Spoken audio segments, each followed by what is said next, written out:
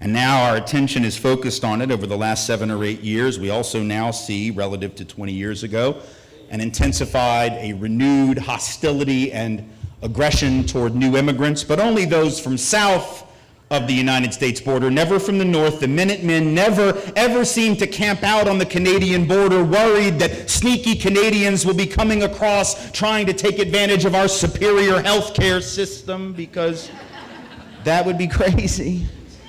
Why would they do that? The Minutemen never camp out in little dinghies and boats off the coast of Nova Scotia trying to keep the crafty Canadians from sneaking into the country. It's only those from south of the United States border, a border, by the way, artificially created as the result of a war of aggression begun by this country on false pretense. Now, I know that's not what they told you in your high school history textbook, but now that's what went down. So when Mexican folk come back here, let me be clear, they are coming home, just so you know. Oh, and I know we don't want to hear that. I know we don't want to hear that. I know we don't want to hear that. Coming home, my goodness, no, no, no. We won the war. Might makes right. We had better guns. We had more power. We jacked your stuff. Now it is ours. Imagine the morality of that if I were to come to your house, put all your shit on the street, and then you were to say, can I come back in? And I was like, nope, change the lock. And now I'm going to build a wall. A wall like you wouldn't believe. Right, that's what some say. I'm going to build a wall like you wouldn't believe. What the hell is a wall that I would not believe? What is that? I ask of those of you enamored of a certain candidate who likes to say that he's going to do that. What is a wall that I wouldn't, you know the only wall I wouldn't believe? I would not believe a wall made of butter. That is what I wouldn't believe. So is Donald Trump proposing that we should build a wall of butter? Because if so, I totally do not believe that. I don't believe that that is possible. I do not believe that that will keep anyone out. If he is talking about a wall of bricks, I would believe it, but I know that Donald Trump won't build it because Donald Trump has never built anything. You know who Donald Trump has built stuff? Latino folk, including undocumented Latino folk who build his casinos and build his office buildings and build his hotels. So we ain't got to worry about Donald Trump building nothing. Donald Trump inherited $10 million from his daddy and then went around hustling up like a slumlord, publicly subsidized, publicly financed housing, shaking down poor people for rent. That's how he made his fortune. Let us be clear. And now I will get trolled on Twitter by Donald Trump, and I could not have one more shit to give. I will just let you know. Oh, we're only 10 minutes in. It gets better. So we have all this heightened attention to immigrants. We will talk more about that in a minute and why that is so wrong-headed. I'm not just going to snark Donald Trump, though it is fun. I'm not just here to entertain. I will, in fact, discuss this in a much more erudite and scholarly way in just a few seconds. But, you know, introductions are for having a little bit of a good time. We also see a renewed, intensified attention to issues of race as a result of the disproportionate killing of persons of color, male and female, not just black, but also Latino and indigenous Native North American folk by law enforcement over the past several years. We'll talk more about that. But even as a lot of things have changed in that 20 years, including those things that I just mentioned, on the other hand, a lot of things have also remained the same.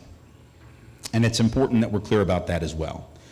As was true then, so too now, it appears to me that the dominant majority in this country, those of us called white, not all of us called white, but the disproportionate number of those of us who are called that and who identify as that, are still unwilling, as we have long been, to confront honestly the ongoing reality of racism in America, the ongoing barriers faced by our brothers and sisters of color.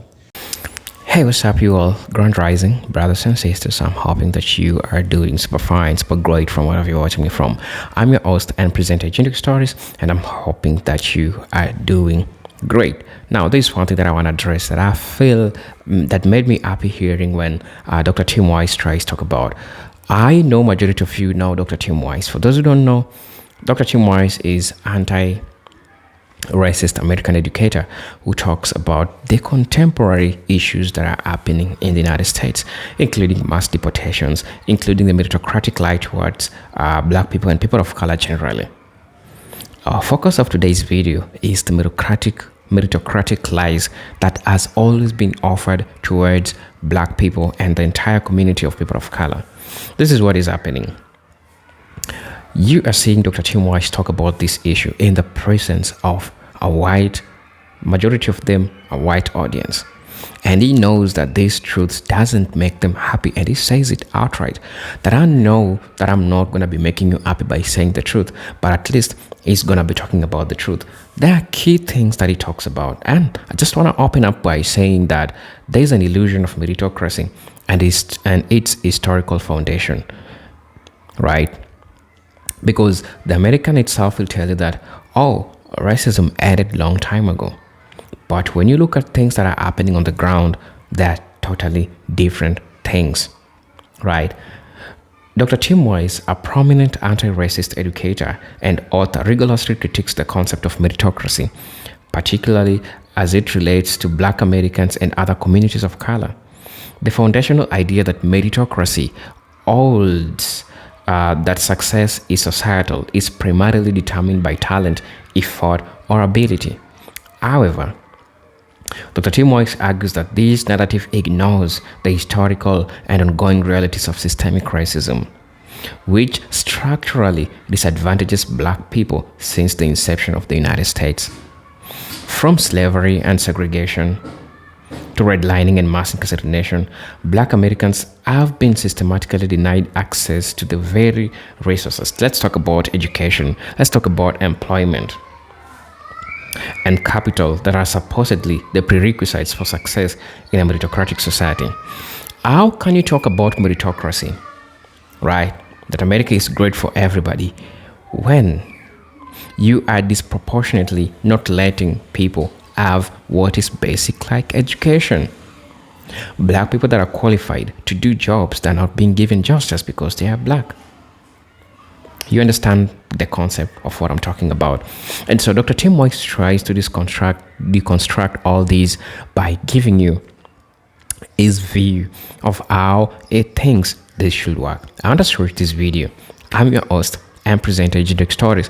For those who are watching us for the first time, I'll definitely ask you to subscribe to the channel, join our membership, and really get to see what I can offer you. For those who are always supporting me through my Cash App, through my super thanks, man, I'm really grateful for the support that you're giving me.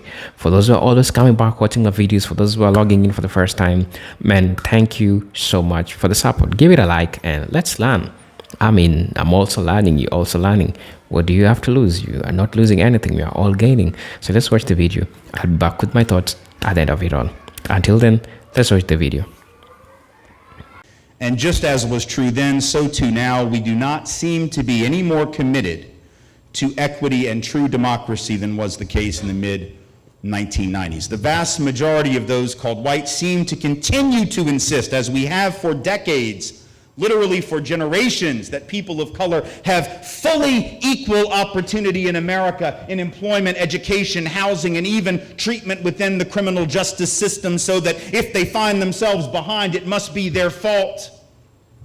And in fact, according to a survey taken by folks at Harvard just a couple of years ago, apparently, not only do we think that people of color have equal opportunity, we seem to think they have more of it than we do. This study done by folks at Harvard found that we white folks are convinced that we're the ones who are the victims of invidious discrimination, that we are the ones who, we can't find jobs, is what they say, because all the jobs are going to black and brown folks. Really, where are these jobs that black and brown people are taking from white folks? Are they in Second Life? Where in the hell are these jobs? Are they on Minecraft? Where exactly are these jobs? Because in the real world, the world that the Labor Department surveys every month, and therefore the actual one, as opposed to the one that we make up in our fevered imaginations, people of color are twice as likely as white folks to be unemployed. So if in fact black and brown folks are taking the jobs, they ain't taking them far. They're taking them like a block and then dropping them like a hot potato, because they are still twice as likely as we are to be out of work. And that is true even when they have the same education and experience as we do. So So for instance, according to the Labor Department, African American folks with a college degree who did everything right, stayed in school, did what we said to do, had the right value system, the right work ethic, all the stuff that we like to lecture about, right? That black folks with a college degree still twice as likely as white folks with a degree to be unemployed, even when their major is the same as white folks. Latino folk with a degree, about 55% more likely than white folks with a degree to be out of work. Asian Americans with a degree, about 25% to 30% more likely than white folks with a degree to be unemployed. This is especially true for younger, newer graduates. Those of our indigenous brothers and sisters, Native North American folk with a degree, about 2/3 more likely than white folks with a degree to be unemployed, which is to say that those who believe that people of color have even equal treatment would be wrong. To think that they have better treatment and that it is we who are white who face discrimination is to invert reality altogether. And yet the survey data suggests that we sincerely believe that. But again, there is simply no evidence, not only in the labor market, but anywhere else. There are those who say, well, if I was just black, I would have gotten into Harvard. Yeah, okay. Here's the thing. If you'd have been black, you'd have been black for all 18 years before you even applied to Harvard, precious. Which means that you would have been twice as likely to be in a family with unemployed parents, 3 times as likely to be poor, 1/20th the net worth. You'd have had twice the likelihood of dying in infancy before you even went to preschool, let alone college. That is to say, that to believe that somehow we who were white would be better off were we people of color is only something you could believe if you ignored every single day for the 18 years before you actually applied for college and then supposedly got this bump, supposedly got this advantage, an advantage which I should point out has brought us to a place today where even today only 12% of college students at the nation's most elite schools are black or Latino combined. The idea that people of color are taking all the quote-unquote top college slots from white folks, once again, completely untrue. In fact, white students are more likely than any other group of students to get into their first choice college, and that has been true consistently year in and year out, this year, 10 years ago, 20 years ago. If you didn't get into Harvard, it's because some richer white kid whose daddy has better connections got their kid into Harvard. Trust me when I tell you that the anger is misplaced, and yet we're being encouraged to believe that when we lose out on stuff, it's because of those brown folk. That's what Donald Trump's whole political message is. A rich white man trying to tell working class white people that their enemy is other working class people who just so happen to have darker color skin than themselves. Fascinating. A rich white dude saying, pay no attention to Oz behind the curtain. It ain't me. It ain't nobody like me. It's not the companies run by rich white folks who sent the jobs to Mexico or sent the jobs to Sri Lanka or sent the jobs to Guatemala or sent the jobs to Bangladesh. It's those damn Bangladeshi workers who took the jobs. That is not how the global economy works. No, it's not. But we get mad at those at the bottom, not those at the top, and we act as if those at the top are right when they tell us to hate one another, instead of thinking about the larger system, right? The reason folks aren't finding jobs is not because of affirmative action, it's not because of immigration, it's because we have an economy where there are 2 people out of work for every job opening in this country, and that's almost always how it is. During the recession, it was actually 8-to-1. 8 people out of work for every job, but you want to blame unemployed people for being on unemployment insurance? You want to blame poor folks for relying on public assistance when there's only 1 job for every 8 people who need one? In certain urban communities and rural communities that are white on the back end and black and brown on the front end, right? There might be as many as 10 people out of work, even 14 people out of work in certain communities for every job that pays above the poverty line. That's the problem. It's not brown folk poaching jobs, black folk poaching jobs, poor people taking advantage. It's about an economy that doesn't believe in providing opportunity, and it's about an economy that allows wealthy white dudes on Wall Street to jack $12.5 trillion of other people's money and escape without a jail sentence. That is what the problem is, because if you steal $100 worth of food stamps, in this country, I promise you will do 10 years. $100 worth of food stamp fraud, and you will be taken from your family and locked up. And these guys stole $12.5 trillion with a T. That is 20% of the net worth of the United States of America, which it took over 230 years to build up, and they wiped it clean in 18 months. And people get mad when I say that they were rich white dudes. They don't like me to mention that. They say things like, why do you have to mention that the guys on Wall Street were white? That's sort of racist. No, it's not. It's descriptive. And here's the thing, if they'd have been black, all y'all would have noticed. Right? Everybody would have noticed. If black people walk off with $12.5 trillion of other people's money, oh, that shit will be pointed out. Somebody will make a point of noting that black people are obviously criminals and obviously dishonest, and that we know because of all the loot that they took on Wall Street. But when a bunch of rich white dudes with high SAT scores and MBAs do the same thing, nobody wants to talk about it like a group phenomenon. Isn't that interesting? See, people of color do something wrong and it sticks to the group. Right? Whether it's street crime, whether it's terrorism done by brown folk, but only by brown folk. White folks do it, it doesn't stick to us. Looting and theft done by black and brown folk on the street, it's a group phenomenon done by white folks in office suites and banks, it's not. Right? You have any idea how many years it would take for all the black and brown street criminals in the history of either streets or criminals to steal $12.5 trillion? Any idea? $12.5 trillion? It would take like 5,000 years, right? And you would have to steal around the clock, man, 24/7, just hand in the pocket, stealing your stuff, never taking a break to pee, sleep, eat, do anything but steal. And like 5,000 years in, you'd be like, hey, y'all got 12.5 trill yet? And the thief would be like, nope, not even close. But 18 months these rich white dudes did it, and not one of them is in the middle of a jail cell right now as I speak. That's the problem. That's the problem. Not black folk, not brown folk, not poor folk, not indigenous folk, not immigrants, be they documented or not, but people with a lot of dough, a lot of loot, more than all of us put together, who don't believe in creating an economy that works for us all, but they pit us against each other and they do it very well. That has not changed in 20 years. In addition, it's really more than just 20 years, it's more than that. The fact is, this white denial, and I feel compelled to say this because it's easily misunderstood. When I talk about white denial, there are always white folks who get very uptight. Well, I'm not in denial. I wasn't talking about you then, okay? If I'm not talking about you, why are you tripping? Why are you getting so upset? If I'm not talking about you, then just chill. Like if I said that you were a serial killer and you know where you were last Wednesday, then we're good, right? We're good. You don't have to get all freaked out. You don't have to bother yourself. You don't have to, tweet stuff. You just like chill and we'll be done in like a half an hour, right? So I'm not saying that everybody's in denial, but I'm saying that as a general rule, right, white folks as a corporate entity, and I know we don't like to think of ourselves as such, but there really is this larger social phenomenon known as white America. And there have always been people who dissented from it, very important, right? There were always white folks who dissented from the corporate entity known as white America.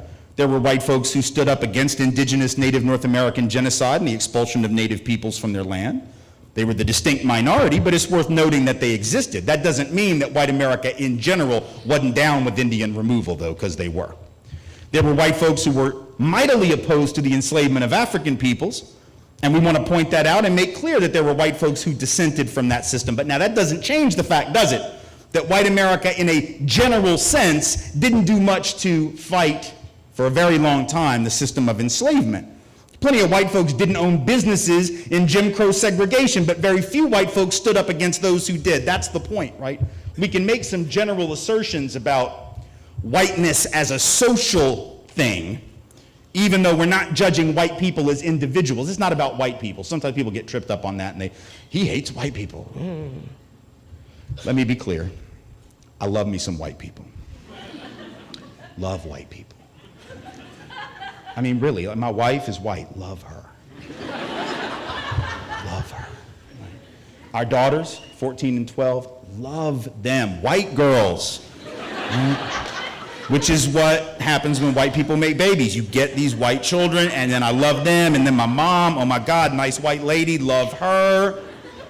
My dad and I don't get along, but that's not because he's white. That's about some other shit. So I don't even have time to talk about that tonight. That's therapy stuff, so you write to me later, we'll work that out. But anyway, it's not about white people, it's about whiteness as a social function, as a force, right? As an institutional norm.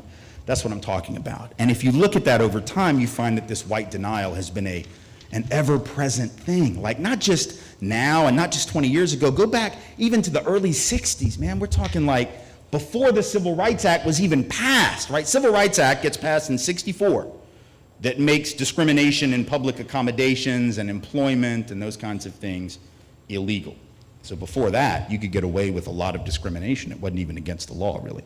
1965 is the Voting Rights Act. 1968 is the Fair Housing Act. So you can go back before that. 1963, right? That's the year of the March on Washington, the I Have a Dream speech. It's the year of the Birmingham campaign where the 16th Street Baptist Church in Birmingham was bombed by Klansmen, and where Sheriff Bull Connor turned his tanks and his dogs on children in the streets of downtown Birmingham. 1963 is the year that Medgar Evers, the Mississippi head of the NAACP, is shot down dead in his driveway, right? 1963 is a high water mark for the civil rights struggle, which is to say that it must have been a pretty high water mark for systemic oppression, because people don't struggle when there's nothing to struggle against. So one would imagine, right, that in 1963 things must have been pretty bad. That's why 250,000 people march on Washington in late August. You ever been to Washington in late August? That is hot, man. People don't do that for shits and giggles. They don't do that because they got nothing better to do. It is really hot. It is really uncomfortable. So if you're going to march on Washington August 28th of any year, I guarantee you, you must have some type of grievance. But yet, even in the midst of all that, even at a time when racism and discrimination were right there in the news every night. Every night, because remember, there were only 3 television channels in the early 60s. Some of us remember these days. I wasn't alive then, but it was this way till about 81. You had 3 stations, they all went off about midnight, played the Star Spangled Banner, and then it was static for 6 hours, right? And it's not like you had today, you got 300 channels. You could theoretically avoid the news now. Like, you can just watch reality TV and play video games and, you know, just play on a phone and never have to actually pay attention to the news. But in 63, the news was the only game in town. People were riveted to it, and yet apparently white folks couldn't tell what it was they were looking at. Because when white Americans were asked in 63, in the midst of all of this civil rights drama, hey, do you think that racial minorities, this was a question asked to them by the Gallup organization, they said, do you think that racial minorities are treated equally in your community in housing, education, and employment? And again, it's 1963, y'all. Like, in retrospect, this is a real easy question with a really easy answer that no one in here is going to miss 52 years later, right? I mean, even the Klan would be like, no, it wasn't equal, and we liked it like that. Right? Even the most overt white supremacists would be like, no, it was not equal, thank God, right? Everyone knows it wasn't now. But in 1963, when white folks were asked that question, a large sample of white Americans, right, from all across the country, different parts of the country, asked that question. 2 out of 3 white folks said, oh yeah, everything's equal. Racial minorities are treated equally. Racism, what? Discrimination, what? We couldn't see it. 1962, Gallup said, in another poll, they asked white Americans, do you think black children have the same chance to get a good education as white children? And again, come on, it's 62, right? In retrospect, we know the answer is of course not. But in 1962, when the question was asked, 87 out of 100 white folks said yes. Almost 9 out of 10 white Americans looking at the same thing that we can now look at in retrospect and see very clearly, totally unable to see it. How is that possible? How is it that basically decent people could be so wrong? Because I do think those white folks were basically decent people. I think most people are good people. I could be wrong. But as a parent of 2 young children, I have a vested interest in believing that maybe the world is a just and a decent place and that maybe most people are good folks. So I tend to believe that when those white folks, 9 out of 10 virtually, couldn't see the reality of unequal education, or 2 out of 3 couldn't see the reality of discrimination more broadly, it wasn't because they were bad people, and it wasn't because they were uncaring, and it wasn't because they were just stupid and unable to see the truth. It has to be something else. What's the only other possible explanation? The only one I can think of is this: white Americans didn't know the truth because we didn't have to. And that too has not changed. Not in 20 years, not in 50 years, not in a century. What do I mean by that? What I mean is that if you're white in 1963 and Gallup asks you that question about your basic social reality, about the country in which you live, and you don't know the truth and you get it wrong, as so many did by saying that everything was fine, what was the consequence that you faced for being ignorant? There was none. You didn't have to know the truth. You could be ignorant to people of color's reality because it wasn't going to be on the test, was it? And by that, I mean whatever test you had to take to graduate from high school, to get into college, law school, medical school, business school, to get a professional license in any career of your choosing. You didn't have to know the reality of millions of your fellow countrymen and countrywomen, and you could still be considered competent. Isn't that interesting? That white folks could be totally stone cold oblivious to the reality of millions of their fellow citizens and still be considered competent enough to have jobs and receive education. See, people of color don't have that luxury on the other side, do they? People of color don't get to stay ignorant to the things that white folks think are important, because that will be on the test, right? In fact, that will be the whole test. Whatever's on the test, I promise you, is something that the dominant group decided was important knowledge. And people of color better damn well know it. That's why they have to learn white literature and white theater and white poetry and white art. And yes, I know we don't call it that. That is the point, right? When your stuff is considered the norm, you don't have to racially designate its origin. You don't have to call it white literature. You can just call it literature and theater and poetry and art. For those who are confused, shall we clear it up before February? This is why we don't have White History Month, okay? Because you got May and June and July and August and September and pretty much every other month that hasn't been designated for people of color. That's ours, and we will learn about white folks, and we don't have to call it white history. That's just operative and normative and normalized. That's how privilege functions. It normalizes the dominant group's experience at the expense of everyone else. And here's what's interesting. This obliviousness that white folks are allowed to have around race is something that every one of us has in some category. This isn't just race, right? Men get to be oblivious to the reality of sexism, patriarchy, rape culture, and how those things affect women. We don't have to know the truth. I would argue we should. It's important for us to, but we don't have to, right? Those of us who are middle class, upper middle class, or affluent, we don't have to know the reality that poor and low income and working class folks experience. We can be oblivious. Those of us who are straight or cisgendered, we don't have to know the reality of straight supremacy, heterosexism, homophobia, or transphobia. We don't have to know any of that. And we can still be deemed competent. Those of us who were able-bodied can be ignorant about the reality of those with various disabilities. Those of us who have the ability to hear don't have to think about autism and how it affects those who are not hearing, those in the deaf community. You see, we have an interpreter here right now, and those of us who don't face autism, those of us who have never even heard that word, because we don't have to hear that word. We don't have to know about discrimination and marginalization of the deaf community. That's a privilege.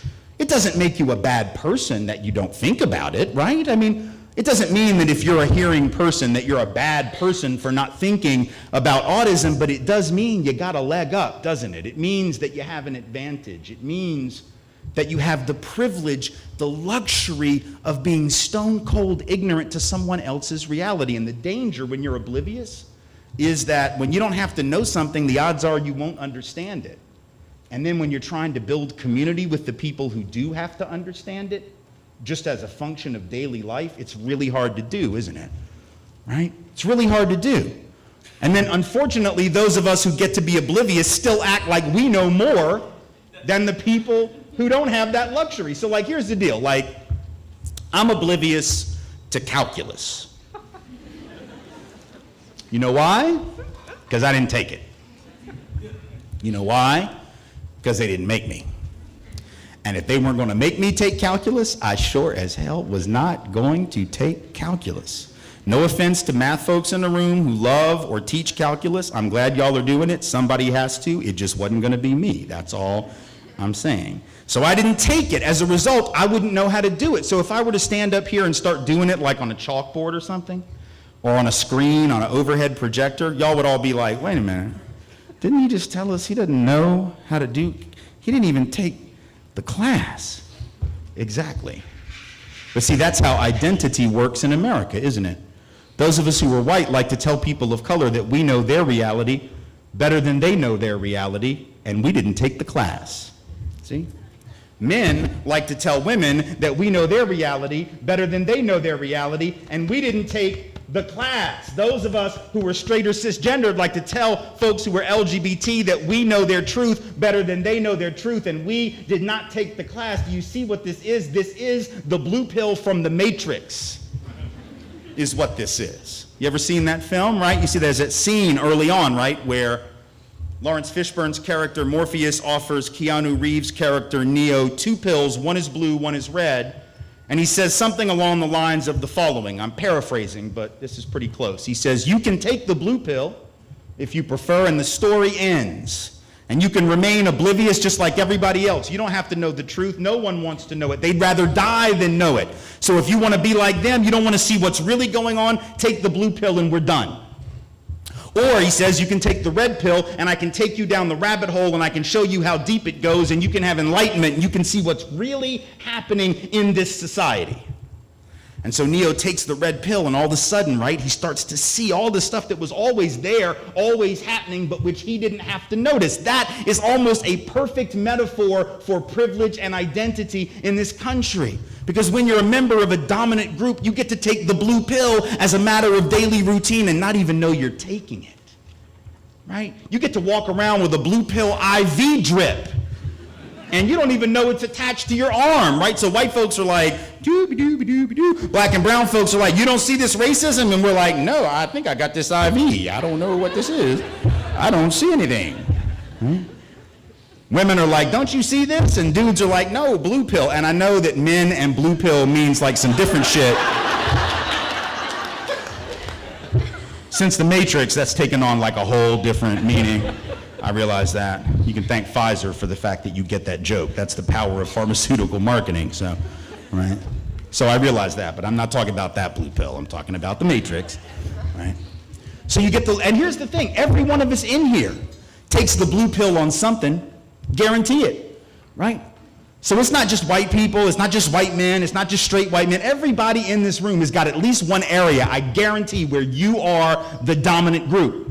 And in that area, you don't have to know the truth about somebody else. So what I'm really asking us to do is start to really think deeply about what it means to have that luxury and how dangerous that is. Because see, when you don't have to think about the truth and you get to ignore it, it's very hard to build community. So you can't address some of these issues that we're seeing right now, like the problem in law enforcement, right? If you don't have to know the reality, either now or historically, how do you have a conversation across racial lines with people who have no choice but to know that reality? See, right now, in the midst of this current crisis of law enforcement, where the data tells us that in the most recent period, young black men are 21 times more likely than young white men to be killed by police. And it's not because they commit crime 21 times more often. Over a 10-year period, 9 times more likely to be killed by police, 2 to 3 times more likely to be killed unarmed relative to their white counterparts. So it's not about dangerousness, it's not about posing a threat to officers, it's about something else.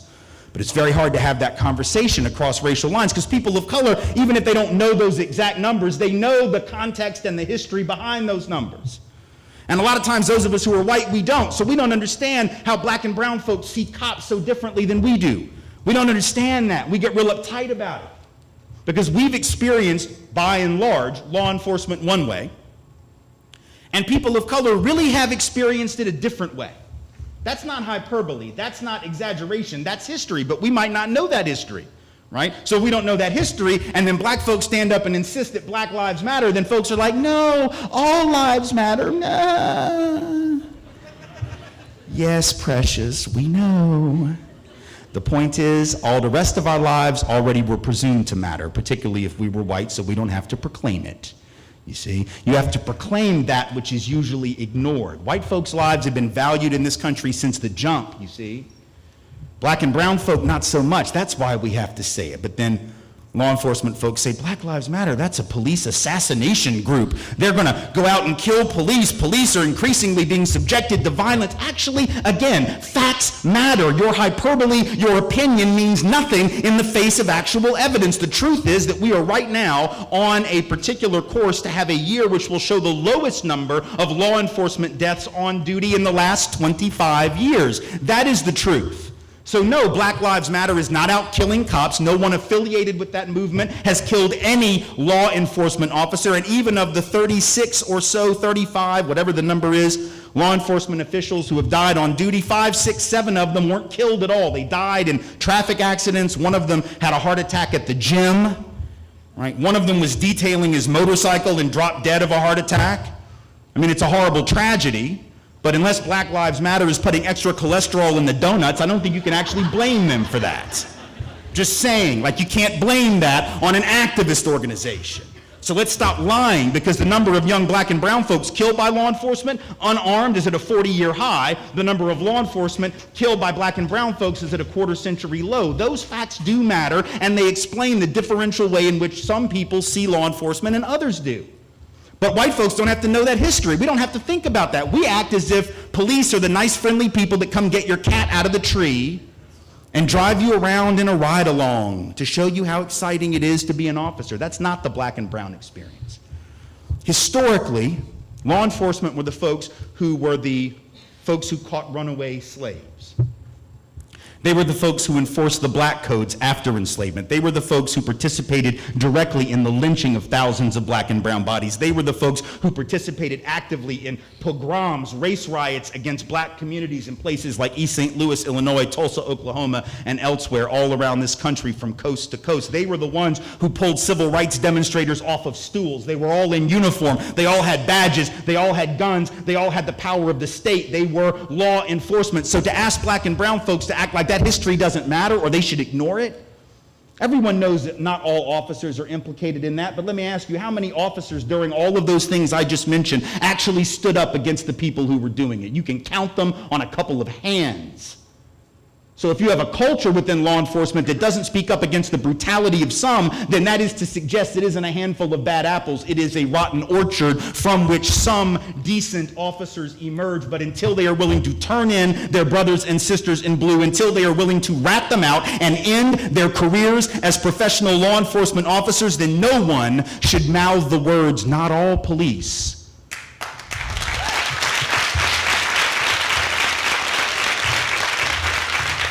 As long as law enforcement is enforcing the war on drugs, which I beg to remind you is not really a war on drugs, then I really don't want to hear lectures about how we have to go easy on cops.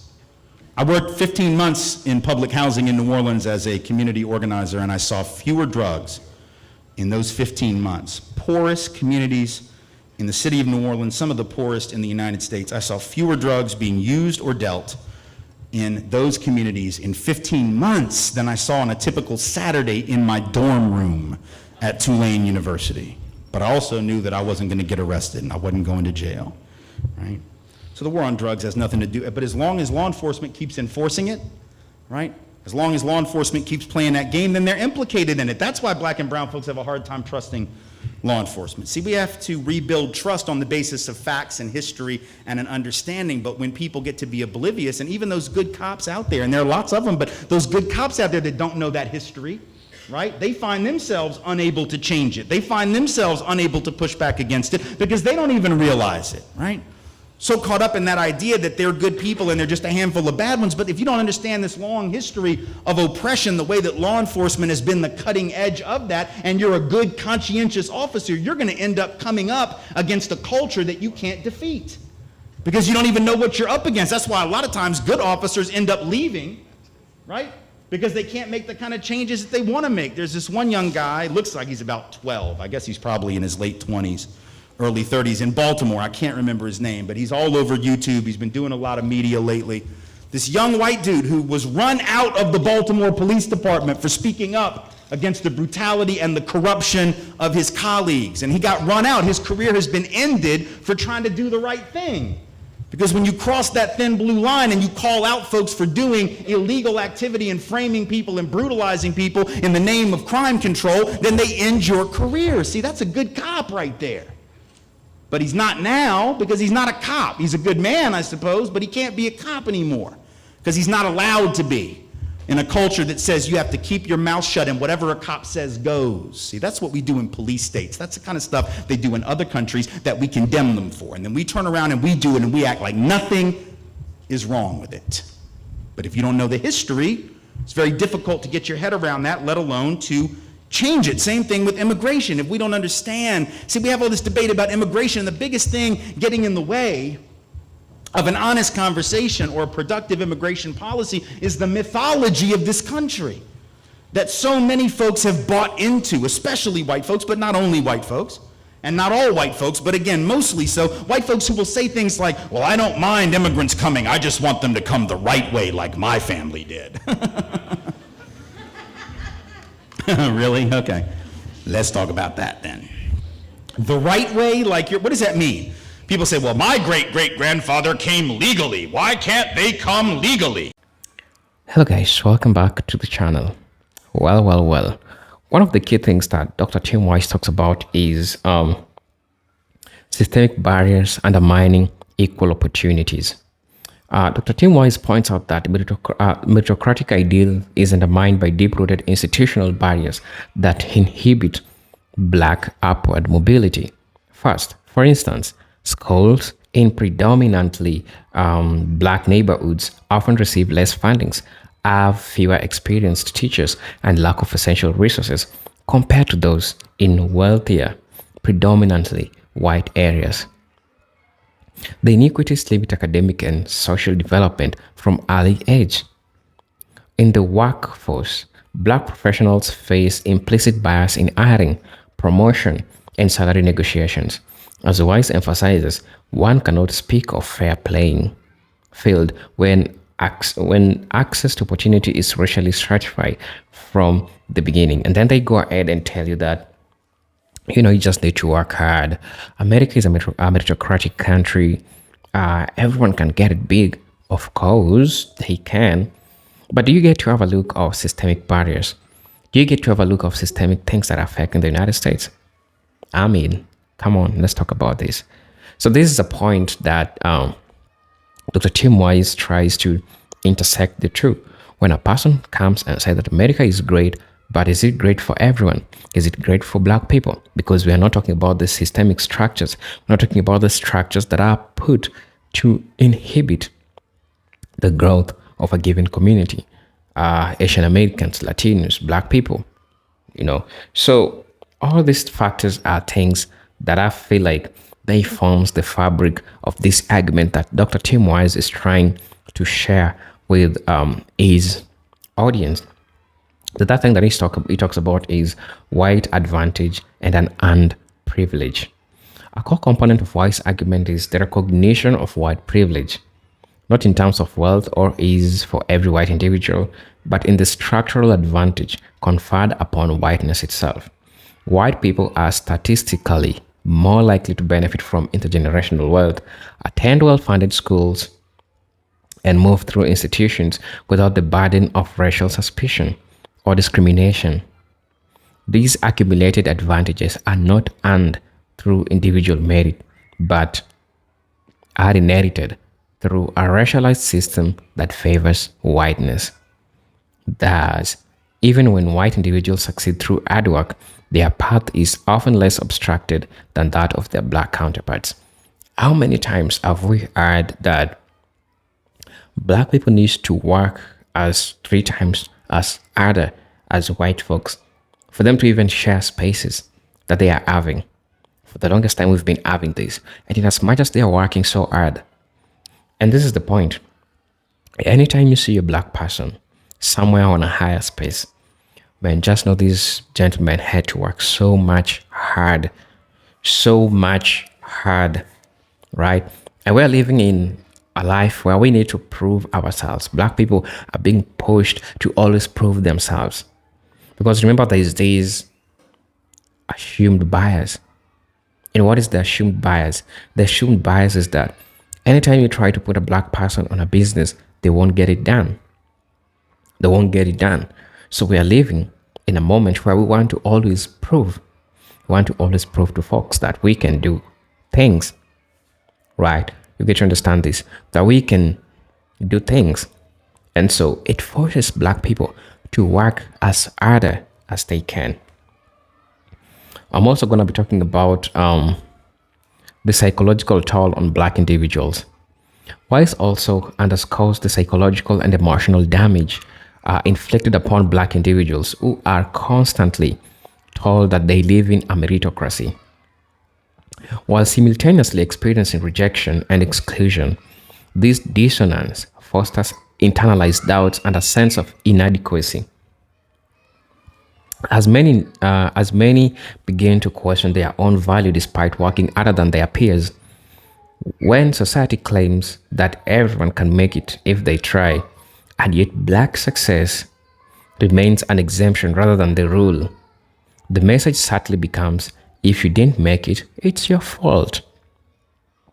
This narrative ignores the structural impediments at play and burdens black individuals with unjust blame. And then let's talk about economic disparities marked by meritocratic rhetoric. Look, the wealth gap between white and black Americans further illustrates the fallacy of meritocracy. According to federal data, the median white family owed roughly 8 to 10 times the wealth of the median black families. This despite cannot be explained by differences in effort or ambitions, but rather as a result of centuries of policies that excluded black people from wealth accumulation. The GI Bill, you know it very well, housing subsidies, and access to credit. Dr. Tim Wise paints that by ignoring these historical injustices, meritocracy functions as a mask which hides the real, sources of economic inequality while reinforcing white societal dominance. That's how it works. And that's how they have been operating for the longest time. Let's talk about the role of media in sustaining this myth. Also, this is a talking point that Dr. Tim Wise, I feel, catches and talks about when he says that mainstream media perpetuate the myth of meritocracy by showcasing individual black success stories as a proof that racism has been overcome. While stories of black excellence should be celebrated, which is true, Wise argues that they are often weaponized to invalidate the broader experience of racial discrimination. Media emphasis of figures like Barack Obama, Oprah Winfrey can create the illusion that success is equally attainable for all, without acknowledging the exceptional barriers that these individuals had to overcome, or countless others whose potential is stifled by racism before it can flourish. These are things that happen, and you get to understand. And I explained to you, you seeing a black person in a position, they really worked for it, for you to see them. I mean, I have that. I'm also going to be talking about policy implication and the need for structural change. Wise is clear that acknowledging the myth of meritocracy is not about diminishing hard work or ambition, but about demanding fairness in opportunity. Look, he advocates for policies that address systemic inequality, such as reparation, investment in undeserved communities, affirmative action, and criminal justice reform. These measures are not about giving black people an unfair advantage, but rather about correcting imbalances that have been titled the playing field in favor of white Americans. Without structural reform, the rhetoric of meritocracy becomes a cruel joke for those denied access to its promises. Right? And then let's talk about education and the reproduction of inequality.